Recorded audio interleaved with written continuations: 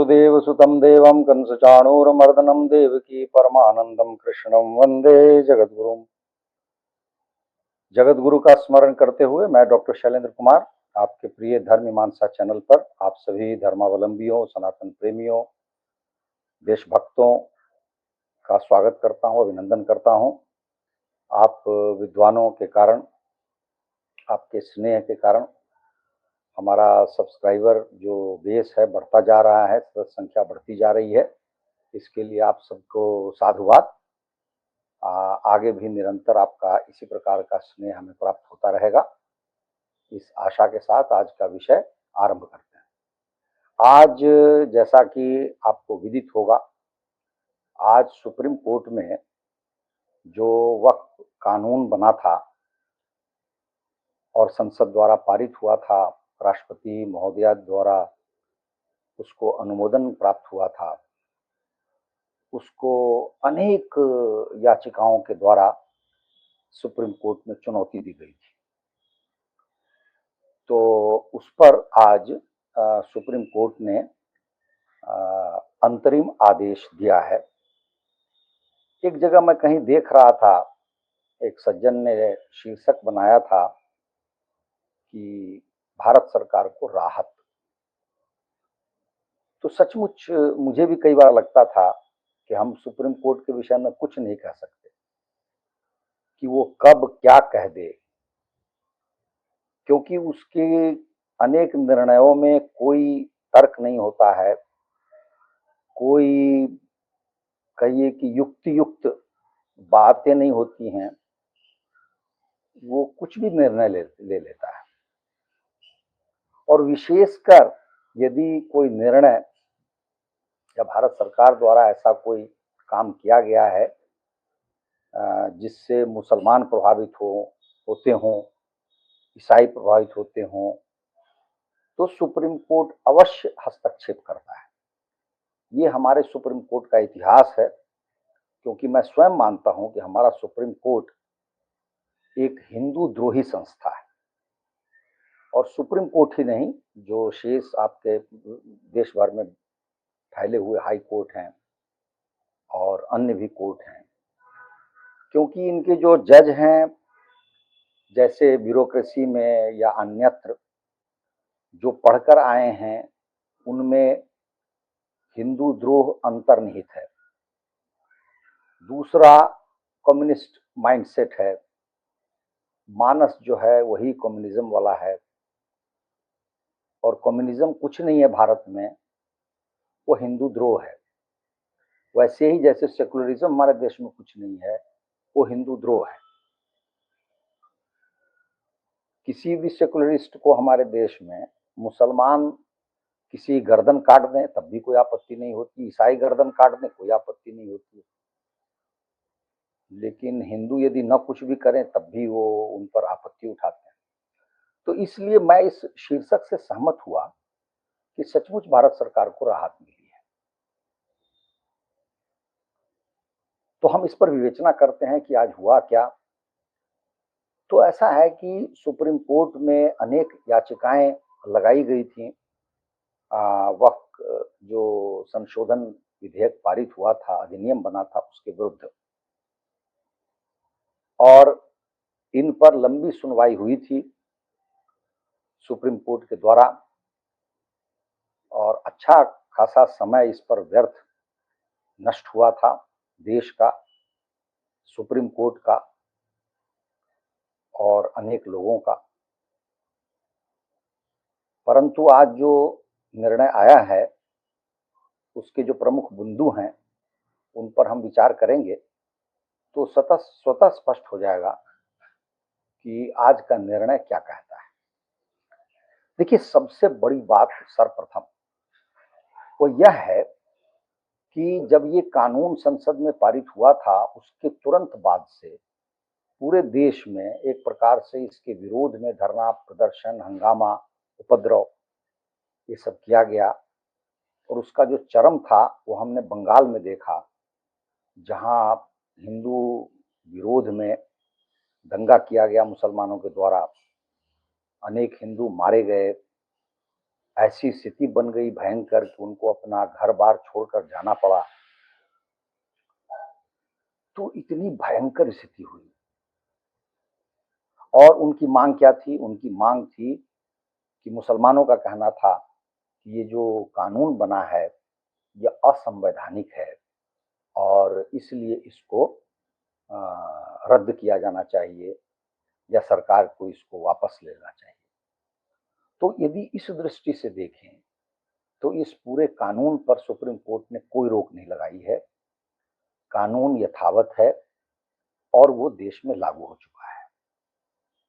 पहले भी कोई रोक नहीं थी, स्पष्ट रूप से, और अब भी कोई रोक नहीं है। तो इस प्रकार से ये सरकार की एक विजय है। या सरकार ने जो कानून बनाया था, उस पर सुप्रीम कोर्ट की मुहर है और उस दृष्टि से यह बहुत बड़ी सफलता है।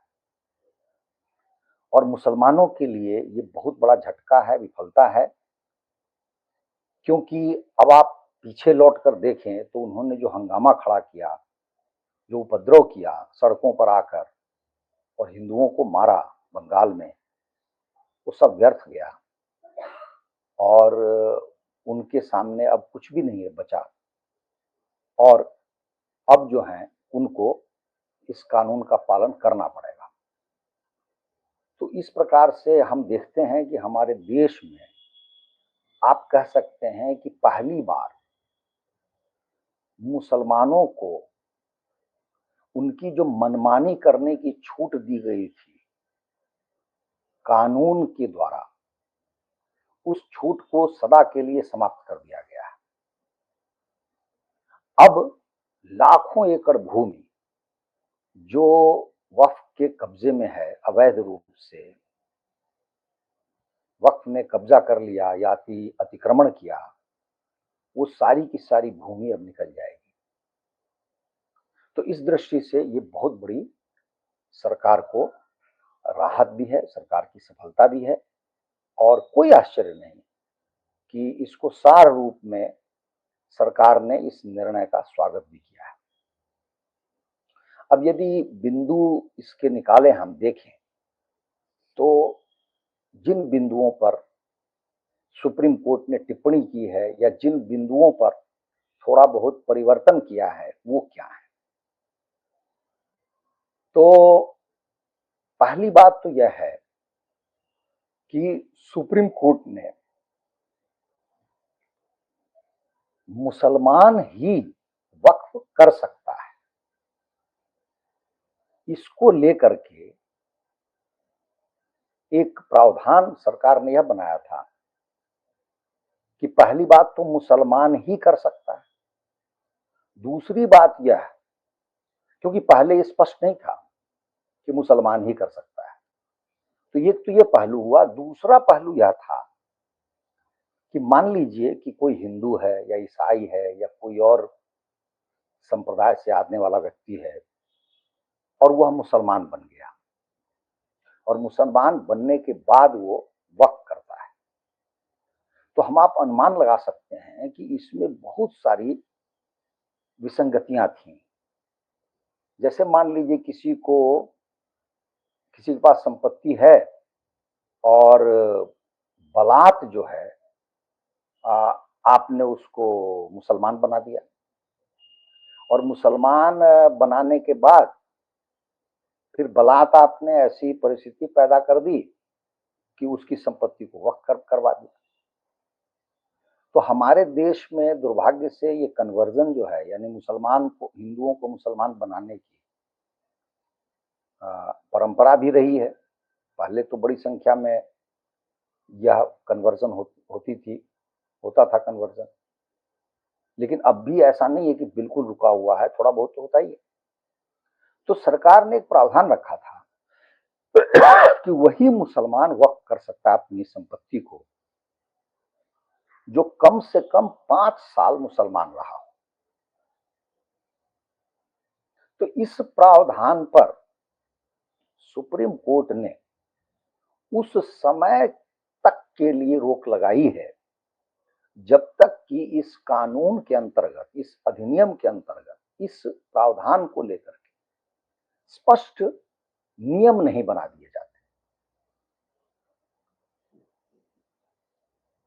और मैं मानता हूं कि ये सुप्रीम कोर्ट ने बुरा काम नहीं किया है, ठीक किया है। क्यों? तो कुछ दिन पूर्व की बात है, मैं आदरणीय हरिशंकर जैन जी को सुन रहा था, तो उन्होंने एक बात कही थी कि ये जो 5 साल वाला प्रावधान है, ये अपने आप में निरर्थक है। आपने 5 साल क्यों लगाया, क्यों रखा? होना यह चाहिए वस्तुतः कि जो व्यक्ति जन्म से मुसलमान है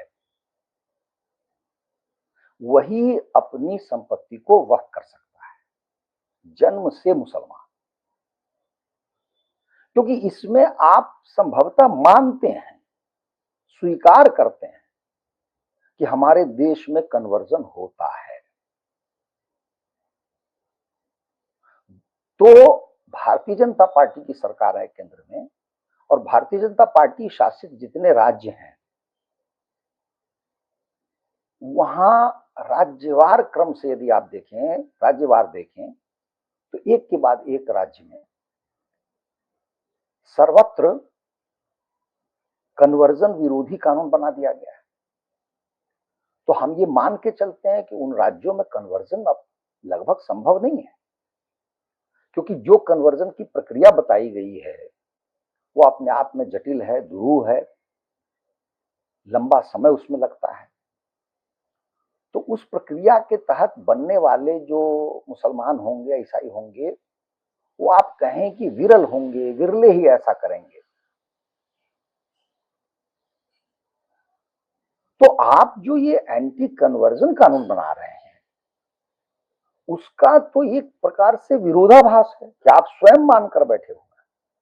आप यह मानकर क्यों नहीं बैठते कि भविष्य में कन्वर्जन नहीं होगा? तो इस प्रकार से इसमें जो प्रावधान है 5 वर्ष के लिए मुसलमान होना, मैं समझता हूं ये प्रावधान ही गलत था। और चूंकि सुप्रीम कोर्ट ने इस पर रोक लगा दी है नियम बनाने तक के लिए, तो मैं समझता हूं ये सरकार के पास एक सुअवसर है कि सरकार जन्म से जो मुसलमान है केवल उसी को वक्फ करने का अधिकार हो, इस प्रकार के नियम बनाए। अगली जो बात है, आरंभ में उन प्रावधानों को ले रहा हूं जिनको आप स्पष्ट रूप से कह सकते हैं कि अधिक महत्वपूर्ण प्रावधान। दूसरा जो प्रावधान है अधिक महत्वपूर्ण, जिसको सुप्रीम कोर्ट ने छेड़ा है या उस पर रोक लगाई है, वह है कलेक्टर को जो अधिकार दिया गया था। जो भी भूमि आप वक्फ करते हैं, तो पहले ऐसा था कि आप वक्फ कर दीजिए, कोई पूछता नहीं था। लेकिन इस कानून में यह प्रावधान किया गया था कि यदि कोई वक्फ करता है तो उसको प्रशासन में जाना होगा, और प्रशासन का यह दायित्व होगा ये देखने का, राजस्व अभिलेखों को देख करके ये बताना होगा कि ये सचमुच आपकी भूमि थी, आपकी संपत्ति थी, और आप ये काम कर सकते हैं। और विवाद की स्थिति में कलेक्टर को अधिकार था कि वह अपने अभिलेखों के आधार पर यह निर्णय सुनाए कि यह सही है या गलत है। तो सुप्रीम कोर्ट ने कलेक्टर की इस अधिकार को एक प्रकार से निरस्त कर दिया है। उसका आधार क्या है? तो उसका आधार यह है कि कलेक्टर एक प्रशासनिक अधिकारी है, और ये जो निर्णय लेने की क्षमता है या अधिकार है, इस सुप्रीम कोर्ट के अनुसार यह अधिकार कोर्ट का होना चाहिए। अब जहां कोर्ट की बात है वहां दो बातें हैं इस कानून में, कि पहले तो ऐसा था कि कोर्ट का हस्तक्षेप ही इसमें नहीं हो सकता था, इसका भयंकर प्रावधान था। तो ट्रिब्यूनल बना था, जो ट्रिब्यूनल है, हर राज्य में ट्रिब्यूनल होता था, उस ट्रिब्यूनल में आपको जाना है। और ट्रिब्यूनल में सारे के सारे मुसलमान होते थे, समय भी लगता था और अनेक बार ऐसा होता था कि उसमें निर्णय आपके विरुद्ध होता था और आप उसके ऊपर कहीं जा नहीं सकते थे। अपवाद स्वरूप कुछ ऐसे विषय हुए, कुछ ऐसे मामले हुए जहां पर जो प्रभावित पक्ष हैं वे हाई कोर्ट में गए और किसी किसी मामले में लोग सुप्रीम कोर्ट तक गए, लेकिन ये अपवाद स्वरूप थे, ये नियम नहीं था।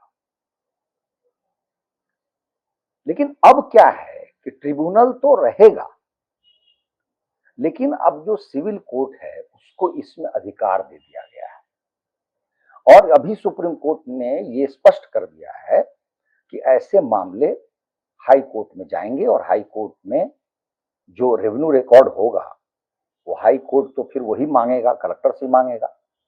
तो रिकॉर्ड आदि जो है, अभिलेख आदि, वो प्रशासन की ओर से हाई कोर्ट में जाएगा और हाई कोर्ट इस पर जो निर्णय सुनाएगा वह निर्णय मान्य होगा। तो इसके क्या परिणाम हो सकते हैं? पहला परिणाम तो यह होगा कि इसमें समय लगेगा। जो प्रभावित पक्ष है उसकी सुनवाई या उसके लिए न्याय या उसका जो निराकरण था वो कलेक्टर के यहां हो सकता था, कुछ महीनों में हो जाता। वह कार्य अब हाई कोर्ट में कुछ वर्ष में होगा, लेकिन अंतिम परिणाम पर कोई अंतर नहीं है। अंतिम परिणाम तो वही होगा जो होना चाहिए, क्योंकि हाई कोर्ट भी दोनों पक्षों से सारे अभिलेखों को देखेगा और फिर निर्णय सुनाएगा। तो कुल मिलाकर इसमें समय की एक बात हो गई कि पहले जो काम सहजता से और थोड़े समय में होता, उस काम में अब थोड़ा विलंब होगा। इससे अधिक इसका कोई प्रभाव नहीं पड़ेगा, क्योंकि अब सिविल कोर्ट को अधिकार दे दिया गया है, तो चुनौती दी जा सकती है। अब आइए अगले प्रावधान पर, जिस पर एक प्रकार से सुप्रीम कोर्ट ने कुछ किया है, कुछ परिवर्तन किया है। वो क्या है? तो हर राज्य में एक वक्फ बोर्ड होता है और केंद्र में एक वक्फ काउंसिल होती है। तो वक्फ बोर्ड में जो सदस्य हैं वो पहले केवल और केवल मुसलमान ही होते थे। सेंट्रल काउंसिल में भी वैसे ही केवल और केवल मुसलमान होते थे। लेकिन इस अधिनियम में यह प्रावधान किया गया था कि बोर्ड में भी अर्थात राज्य में भी ऐसे लोग हो सकते हैं जो मुसलमान ना हो, हिंदू हो, ईसाई हो, और काउंसिल में भी ऐसे लोग हो सकते हैं। इसका आधार क्या था? इसका आधार यह था कि पूरा जो वक्फ नामक तंत्र है उसको रिलीजियस नहीं माना गया था, मजहबी नहीं है, क्योंकि ये नमाज कैसे पढ़नी है इस बारे में ये काम नहीं करता। यह तो केवल संपत्ति की देख रेख का काम है। तो इसको माना गया कि ये नॉन रिलीजियस है, अर्थात गैर मजहबी कार्य है। मजहब से या रिलीजन से इसका कोई लेना देना नहीं है। तो इस प्रकार से दूसरा, यह एक सरकारी संस्था है, वक्फ बोर्ड और वक्फ काउंसिल। तो चूंकि सरकारी संस्था है और केवल संपत्ति की देखरेख का काम है, संपत्ति का प्रबंधन करना है, इसलिए आवश्यक नहीं है कि सारे मुसलमान ही हों। तो इसमें अब क्या किया है सुप्रीम कोर्ट ने? सुप्रीम कोर्ट ने कहा है कि किसी भी बोर्ड में 3 से अधिक हिंदू या ईसाई या कोई और नहीं हो सकते, और काउंसिल में 4 से अधिक नहीं हो सकते। तो इसमें पहली बात तो हमें ये माननी है कि सुप्रीम कोर्ट ने इस बात को स्वीकार कर लिया कि वक्फ बोर्ड या काउंसिल या पूरा जो वक्फ सिस्टम है उसका जो कैरेक्टर है, चरित्र है, वो रिलीजियस नहीं है। और इस प्रकार से सरकार की बहुत बड़ी विजय है। सरकार भी यही कहती आई थी, इसको स्वीकार कर लिया सुप्रीम कोर्ट ने, लेकिन उसने एक संख्या निर्धारित कर दी कि बोर्ड में 3 से अधिक नहीं और काउंसिल में 4 से अधिक नहीं। तो इस प्रकार से आप कह सकते हैं कि थोड़ी सी सीमा सीमित कर दिया उसको। पहले ऐसा हो सकता था कि 3 की जगह 4 सरकार करती थी, काउंसिल में 4 की जगह 5 भी कर सकती थी। तो एक संख्या को सीमित किया गया है, लेकिन इससे अंतिम परिणाम पर बहुत अंतर नहीं पड़ेगा, क्योंकि आप यह मानकर चलिए कि बोर्ड में यदि एक भी व्यक्ति हिंदू है या ईसाई है या किसी और संप्रदाय का है, तो उसका तो कोई व्यक्तिगत उसमें कुछ भी स्टेक पर नहीं है, उसका उसमें वो उसका हितधारक नहीं है। वह एक पेशेवर व्यक्ति है, प्रोफेशनल है। तो वह जो अपना विचार रखेगा वह एक स्वतंत्र विचार होगा। तो एक भी व्यक्ति यदि होता है और उसका विचार यदि आ जाता है तो वो शेष पर भारी पड़ता है। और यहां तो 3 है बोर्ड में और 4 है काउंसिल में, तो अपने आप में ये बहुत बड़ी बात है, सरकार के लिए बहुत बड़ी विजय है। इसके साथ और जुड़ी हुई बातें हैं कि पहले क्या था, सामान्यतया हम लोग इस बात को नहीं जानते हैं, क्योंकि इस्लाम को हमने समझने का प्रयास नहीं किया, मुसलमानों को समझने का प्रयास नहीं किया। और मैं ये बात मानता हूं कि यदि हिंदुओं ने इस्लाम को समझा होता तो संभवतः हमारे यहां इस्लाम समाप्त हो जाता, क्योंकि उसका जो चरित्र है उसको हम नहीं समझते। और अभी भी हिंदू, अधिकांश हिंदू उसके चरित्र को नहीं समझते हैं। इस्लाम का चरित्र क्या है? इस्लाम का चरित्र भारत में यह है कि पहली बात तो इस्लाम को वो स्वयं नहीं मानते। जैसे दरगाह है, मजार है, ये सारी चीजें गैर इस्लामी नहीं है, इस्लाम विरोधी है। इसको शिर्क कहा जाता है। इसीलिए आपको सऊदी अरब में कुछ भी नहीं है दरगाह, मजार। और वक्त की जो संपत्ति, वो बहुत सारी संपत्ति दरगाह, मजार है। तो आप ये देखिए कि यहां पर कितनी बदमाशी मुसलमानों ने की हुई थी कि मुसलमान सामान्यतया पूरे देश में जो सुन्नी मुसलमान है, और उनमें भी जो अशराफ वर्ग है, अशराफ कहते उनको जो अपने आप को श्रेष्ठतम समझते, और उनकी जो संख्या है प्रतिशत में, वो मात्र आप मान लीजिए कि 7-8% है या 10% लगा लीजिए, इससे अधिक पूरे देश में नहीं। ये 90% मुसलमानों पर एक प्रकार से शासन करते हैं और उनको तुच्छ समझते हैं, जिनको आप पिछड़ा मुसलमान कह सकते हैं, निर्धन मुसलमान कह सकते हैं, जिन्हें पसमानदा कहा जाता है। पसमानदा का अर्थ होता है पिछड़ा हुआ। तो पहली बार सरकार ने इसमें वक्फ बोर्ड में, वक्फ काउंसिल में ये कहा है कि इसमें जो अन्य फिरके हैं मुसलमानों में, उनको भी प्रतिनिधित्व दिया जाएगा। दूसरा, जैसे शिया मुसलमान हैं या आगा खानी मुसलमान हैं या बोरा मुसलमान हैं, उन सबको अपना अपना बोर्ड बनाने का अधिकार होगा। और सबसे बड़ी बात, इस बोर्ड में महिलाओं का प्रतिनिधित्व अनिवार्य कर दिया गया है। कुछ जो सदस्य हैं, उससे क्या होगा, जैसे मान लीजिए कि महिलाओं को इस्लाम में संपत्ति में आधा का हिस्सा दिया जाता है। जैसे एक पिता है, उसकी 2 पुत्रियां हैं और 100 रुपए की संपत्ति उनके पास में है, तो ऐसा नहीं है कि वो 50-50 दोनों बेटियों को दे दें। उनको 50 रुपए का ही आधा आधा देना पड़ेगा, 25-25 दो बेटियों को। और ये 50 रुपए किसी और को चले जाएंगे, और जैसे उसका भतीजा होगा या भांजा होगा, इस तरह के किसी लड़के को जाएगी। लड़के न हो या न देना चाहे तो वक्फ हो जाता है। तो क्या है कि कई बार, और पत्नी से भी कुछ पूछते नहीं है ये।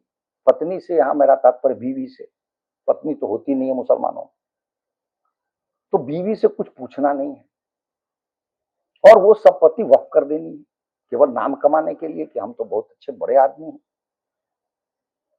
तो अब आप देखिए कि इस चीज को रोकने के लिए महिलाओं की उपस्थिति अनिवार्य कर दी गई है। तो महिला तो सब कुछ देखेगी, चेक भी करेगी कि संपत्ति जो वक्फ करने आया है उसके घर में मतैक्य है कि नहीं है। तो ये बहुत बड़ी बात थी। तो इन प्रावधानों को सुप्रीम कोर्ट ने नहीं छेड़ा है और ये भी बहुत बड़ी बात है। मैं मानता हूं कि ये अपने आप में अत्यंत परिवर्तनकारी है। इससे वक्फ का जो स्वरूप है, अधिकार है, सब में बहुत परिवर्तन आ जाएगा। तो आप देखिए कि कुल मिलाकर के जो मोटी मोटी बातें हैं वो क्या है कि सरकार ने पहले तो पूरे एक्ट को रोकने से मना कर दिया, ये कहते हुए कि संसद से पारित है और ये हमारे अधिकार क्षेत्र के बाहर है। तो वो मैंने कहा कि ये बहुत बड़ी विजय है सरकार के लिए। और जो शेष जो प्रावधान मैंने बताए जिनमें ये छेड़छाड़ की बात सुप्रीम कोर्ट ने की है, उनका भी बहुत कोई बड़ा प्रभाव नहीं पड़ेगा। कुल मिलाकर के यह काम वैसा ही चलेगा जैसा चलना चाहिए था। थोड़ा बहुत जो फेरबदल आपके सामने मैंने बात रखी। अब अंतिम बात आती है कि हम सुप्रीम कोर्ट के इस निर्णय से क्या समझते हैं।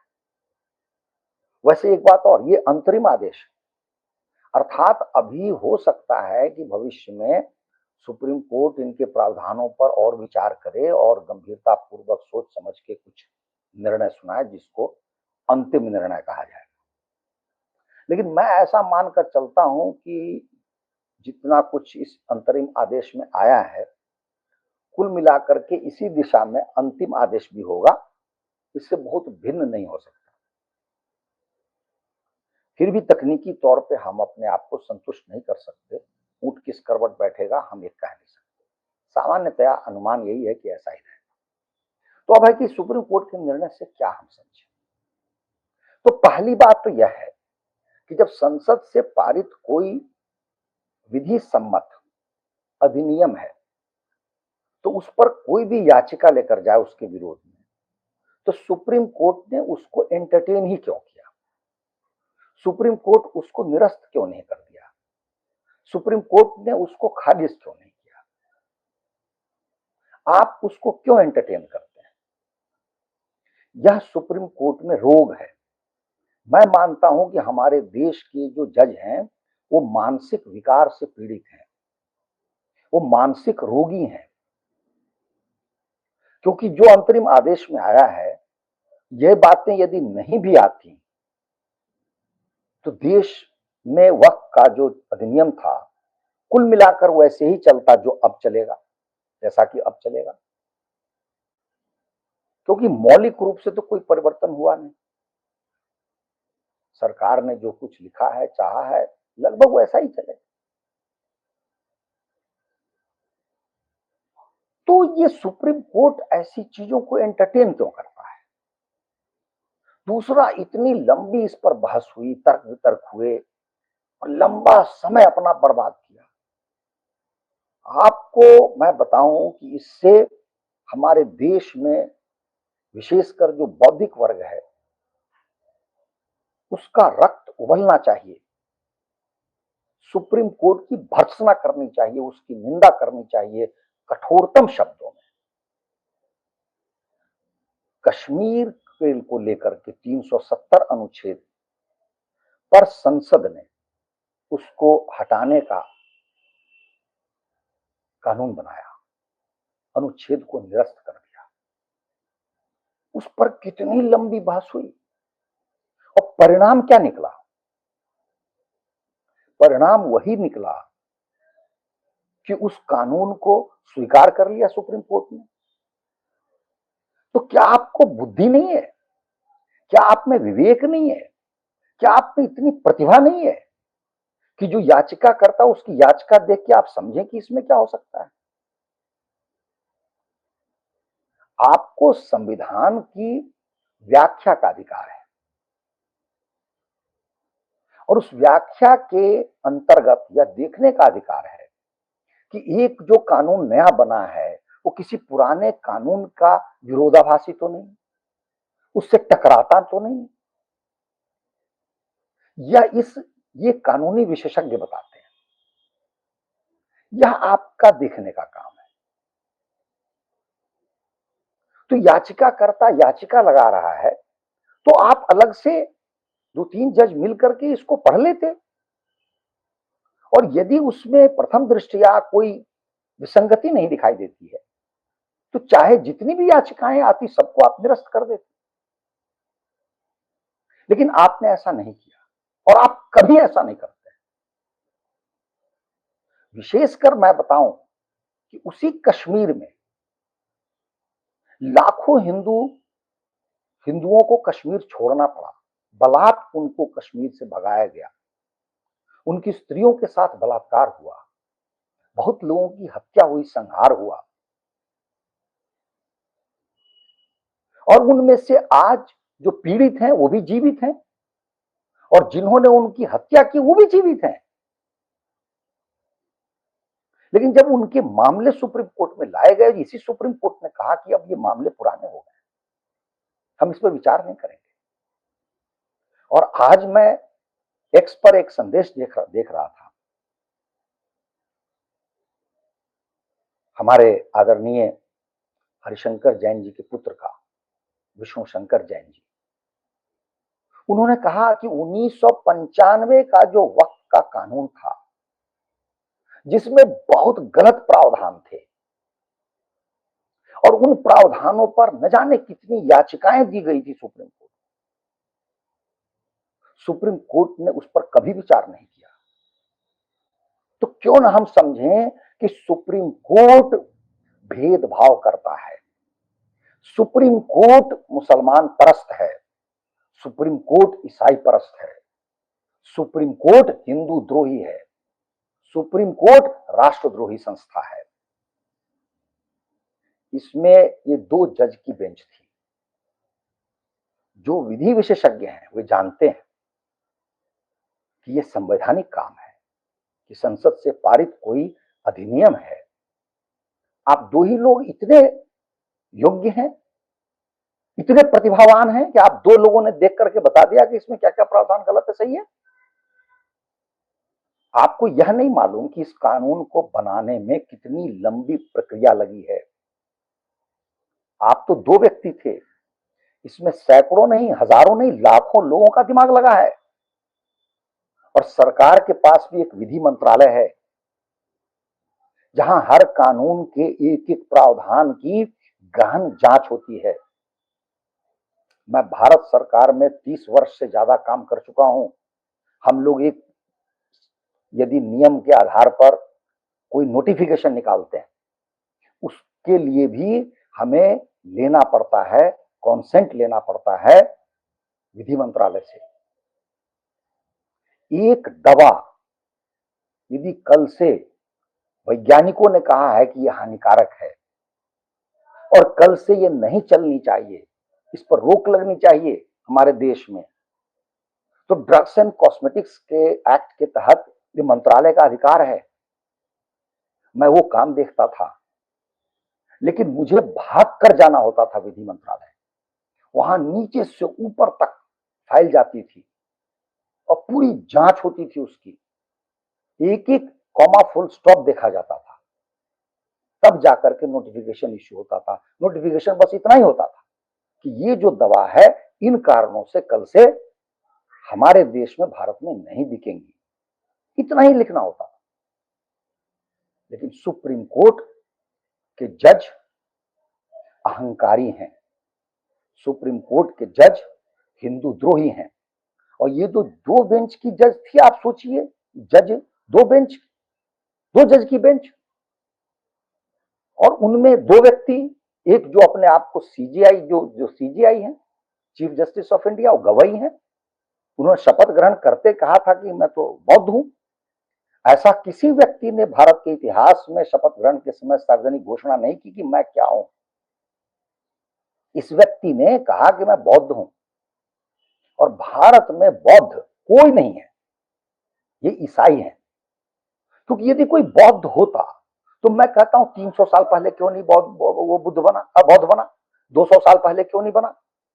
सबको भगवान बुद्ध का ज्ञान 20वीं शताब्दी में कैसे हुआ। जो भी आज बौद्ध बने हैं, अंबेडकर सहित मैं कह रहा हूं, ये सब 1920, 30, 40 के बाद बने हैं। तो 19वीं शताब्दी के उत्तरार्ध में जब अंग्रेजों ने, ईसाइयों ने खूब बढ़िया से इनको पढ़ा दिया कि भगवान बुद्ध हिंदू विरोधी थे, वो जाति प्रथा के विरोधी थे, वर्ण व्यवस्था के विरोधी, जबकि सारी बातें झूठी हैं। भगवान बुद्ध ने इनमें से कोई भी बात नहीं की, ना भगवान बुद्ध समाज सुधारक थे। अरे भगवान बुद्ध के उपदेशों को मानने, उस वैसा आचरण करने की तो इनमें से किसी की क्षमता नहीं है। न इनमें दया है, न इनमें करुणा का भाव है। ये एक नंबर के चांडाल मांसाहारी लोग हैं। और महात्मा बुद्ध, भगवान बुद्ध को पढ़ते भी नहीं है। उच्च कोटि की साधना, उच्च कोटि की उपासना। भगवान बुद्ध के चित्र कैसे हैं, वो किसी न किसी साधना मुद्रा में है, योग की मुद्रा में है तुम्हारे अंदर इतना साहस, इतना करने की क्षमता। तो यह व्यक्ति ईसाई है, दूसरा जो जज है वो भी ईसाई है। तो ये दो ईसाई जजों ने हिंदू द्रोह में, राष्ट्रद्रोह में उसको कुछ कहना था, इसलिए कहा। मतलब यह है कि saying something for the sake of saying something. आपके पास कहने को कुछ नहीं है। मतलब ये जो प्रावधान में परिवर्तन हुए हैं ये नहीं भी होते तो मैं कह रहा हूं, न तो वक्फ बोर्ड पर कोई असर पड़ता, न मुसलमानों पर कोई असर पड़ता, न सरकार पर कोई असर पड़ता, कुछ नहीं होता। लेकिन अहंकार है। मेरे पास याचिकाकर्ता आए थे और ये जो अभिषेक मनु सिंघवी हैं और दूसरे जो सज्जन हैं कपिल सिब्बल, ये दोनों किसी भी कोने से वकील नहीं है। ये सुप्रीम कोर्ट के सबसे बड़े दलाल हैं। ये इतने बड़े दलाल हैं और ये इतना पैसा खिलाते हैं कि कोई भी जज, ये कैसी भी याचिका लेके चले जाए, फटीचर से फटीचर याचिका लेके ये जज सुनते हैं इनको। और ये मुझे कहने की आवश्यकता नहीं है सार्वजनिक रूप से कि अभिषेक मनु सिंघवी किस प्रकार से जज बनाते थे। इतनी लज्जास्पद, चरित्रहीन व्यक्ति आपको बहुत कम मिलेंगे देश में। तो मेरा कहना यह है कि ये बहुत अधिक, अत्यधिक समय, महत्वपूर्ण समय इस देश का, मूल्यवान समय इस देश में उस सुप्रीम कोर्ट ने नष्ट किया है जिसके पास हजारों केसेस हैं देखने के लिए, जो सारे हाई कोर्ट के ऊपर है और सारे कोर्ट सिस्टम के ऊपर है, क्योंकि इसका निर्णय सारे कोर्ट मानते हैं। तो आप देखिए कि हमारे देश में करोड़ों केसेस क्यों पेंडिंग है, क्योंकि सुप्रीम कोर्ट केवल और केवल व्यर्थ कार्य में अपना समय नष्ट करता है। यदि कोई सामान्य व्यक्ति कोई याचिका लेकर चला जाए तो उसकी याचिका रजिस्टर तक नहीं पहुंच पाती। और आपने कब सुना है कि किसी सामान्य व्यक्ति के साथ कोई न्याय हो गया हो? कब सुना है आप? हुआ होगा तो अपवाद स्वरूप हुआ होगा। लेकिन वहां जब भी कोई बड़ा आदमी पहुंचता है तो फटाक से वो लिस्ट हो जाती है, वो याचिका, उस पर सुनवाई भी होने लगती है और सुप्रीम कोर्ट सारे काम को छोड़कर के उसमें लग जाता है। अब आप दूसरा उदाहरण देखिए, अभी सुप्रीम कोर्ट के अहंकार को ठेस लग गई चुनाव आयोग से, क्योंकि सुप्रीम कोर्ट बहुत बेकार की बकवास बाजी कर रहा था और चुनाव आयोग ने कह दिया कि हम आपकी बात मानने को बाध्य नहीं है, हम स्वयं एक संवैधानिक संस्था है। सुप्रीम कोर्ट ने कहा कि आप कब ऐसा करेंगे, क्या समय आप निर्धारित कीजिए, बताइए। उसने कहा कि नहीं, जब हमारी इच्छा होगी हम करेंगे। अभी मैं थोड़ी देर पहले टीवी पे देख रहा था, सुप्रीम कोर्ट ने ये टिप्पणी कर दी है कि एसआईआर की जो ये इंटेंसिव रिवीजन है इसमें मतदाता सूची का, अर्थात गहन पुनरीक्षण जो है, विशेष गहन पुनरीक्षण, उसकी प्रक्रिया में हमने कोई भी त्रुटि देखी तो सारी प्रक्रिया रद्द कर देंगे हम। ये धमकी दी है सुप्रीम कोर्ट ने। मेरा कहना यह है कि आपको क्या लेना देना है भाई चुनाव आयोग से, क्या लेना देना है आपको। फिर बात वही है, वही अभिषेक मनु सिंह जी, वही कपिल सिब्बल, उसी टाइप के दलाल, कौन धवन, ये धवन वो धवन, जो जितने हैं वो दलाल सारे वहां पहुंचते हैं और सारे जज जो सुनते हैं वो बाध्य हो जाते हैं सुनने को। एक विचित्र सी स्थिति हमारे देश में उत्पन्न हो गई है, जिसमें जुडिशरी अपने आप को इस देश का पता नहीं क्या मानती है। राष्ट्रपति को निर्देश दे दिया, आदेश दे दिया, राज्यपाल के अधिकार पर टिप्पणी कर दी और ऐसी टिप्पणी कर दी कि राज्यपाल के अधिकार को समझिए घटा दिया। अब सरकार ने अच्छी बात कही, सुप्रीम कोर्ट ने, सरकार के प्रतिनिधि ने कहा है कि पहली बात आप हेडमास्टर नहीं है और राज्यपाल जो होते हैं वो पोस्ट मास्टर नहीं है। तो सुप्रीम कोर्ट को ऐसी बातें सुननी पड़ेगी। सबसे बड़ी बात अंतिम यह है कि सुप्रीम कोर्ट में जो जज हैं वो बिल्कुल सारे के सारे अयोग्य हैं।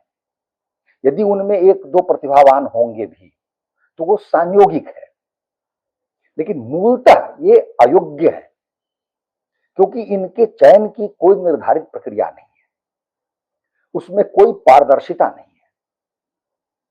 भारत में राष्ट्रपति से लेकर न्यूनतम स्तर के व्यक्ति या जिनका किसी पद पर नियुक्ति होती है, चाहे वो सेना हो या कोई भी क्षेत्र हो आपके जीवन का, उसमें उसकी भर्ती प्रक्रिया है, नियुक्ति प्रक्रिया है और वह पारदर्शी है। लेकिन सुप्रीम कोर्ट के जज अपारदर्शी और न जाने किस प्रक्रिया से जज बनते हैं। इनके पास कोई नैतिक अधिकार नहीं है जज होने का। यह एक अत्यंत घृणित और त्याज्य व्यवस्था है, जिसको जितनी जल्दी समाप्त कर दिया जाए उतना उत्तम होगा हमारे देश के लिए। कॉलेजियम व्यवस्था जिसके तहत ये जज बनते हैं। तो इस बिंदु पर मैं अपनी वाणी को विराम देता हूं कि कुल मिलाकर ये जो वक्फ का कानून है, अधिनियम है, वो लगभग अक्षुण्ण है और सरकार की एक प्रकार से विजय है और सरकार को इस बात की राहत है कि बहुत छेड़छाड़ नहीं की गई इसके साथ। परिणाम क्या होगा? तो मैं मानता हूं व्यक्तिगत रूप से कि मुसलमानों के लिए यह परिवर्तन बहुत दूरगामी परिणाम लेकर आएगा, क्योंकि मुसलमानों में और वक्त में जो मनमानी की थी लाखों एकड़ भूमि पर कब्जा करने की, वह पूरी तरह समाप्त हो गई। अब जैसे जैसे रजिस्ट्रेशन जो चल रहा है वो प्रक्रिया चलती रहेगी, ये लाखों एकड़ जमीन वक्त के कहिए कि अवैध अधिकार से निकल जाएगी और भविष्य में ये वक्त मनमानी नहीं कर पाएगा। तो मेरा कहना यह है कि जब ये कार्य संपन्न हो जाए तो उसके बाद मैं अपेक्षा करता हूं कि अभी जो क्रमिक कहें कि सरकार ने किया है, और मैं देख रहा हूं बहुत लोगों ने भावातिरेक में ये कहना शुरू कर दिया है कि सरकार का ये जो काम है ये उसको सुप्रीम कोर्ट ने उस पर बहुत सारा कहिए कि रोक लगाई है, वो सही नहीं है। लेकिन यह सही है कि मैं मानता हूं कि आने वाले समय में पहले तो सरकार सारी भूमि उसके कब्जे से निकाल ले और उसके बाद इस वक्फ नामक जंतु को सदा के लिए मिटा दे, क्योंकि इसको मिटाना परम आवश्यक है। इसको मिटाए बिना कोई उपाय नहीं है। एक लोकतांत्रिक देश में ये क्यों होगा ये समझना हमारे लिए बहुत कठिन है। तो मैं इसी बिंदु पर अपनी वाणी को विराम देता हूं और ये अपेक्षा करता हूं कि सरकार का ऐसा काम होगा कि 1-2 वर्ष या 3 वर्ष में कालांतर में जब भी इसको अनुकूल समय मिले तो वक्त कोई सरकारी संस्था नहीं हो सकता, इसको समाप्त कर दिया जाए पूरी तरीके से। लेकिन इसके पहले सारी भूमि जो इसके कब्जे में है वह ले ली जाए भूमि, और भविष्य में यह मनमानी नहीं कर पाएगा। तो मैं मानता हूँ कि मुसलमानों को एक बेमतलब का व्यर्थ का अधिकार मिला हुआ था और ये मान के चलते थे कि वो भविष्य देश में कुछ भी कर सकते हैं। जो काम वो सारे संसार में नहीं कर सकते वो भारत में कर सकते हैं, और उनके पास कुछ विशेषाधिकार हैं इस तरह की मनमानी करने का। तो ये एक प्रकार से समाप्त हो गया। इस दृष्टि से यह एक ऐतिहासिक कार्य है और जिसके लिए सरकार साधुवाद की पात्र है, लेकिन आगे भी और काम करना चाहिए। तो आपसे विदा लेते हुए एक बार फिर आग्रह करता हूँ कि आप हमारे चैनल को देखें, हमारी वार्ताओं को सुनें और सब्सक्राइब भी करें, अपने मित्रों को बताएं और हो सके तो लाइक करें, टिप्पणी भी करें। आपकी टिप्पणियाँ बड़ी महत्वपूर्ण होती हैं हमारे लिए। तो आप किसी अन्य विषय पर किसी और समय आपके सम्मुख उपस्थित होने का वचन देते हुए मैं आपसे विदा लेता हूँ। जय श्री राम।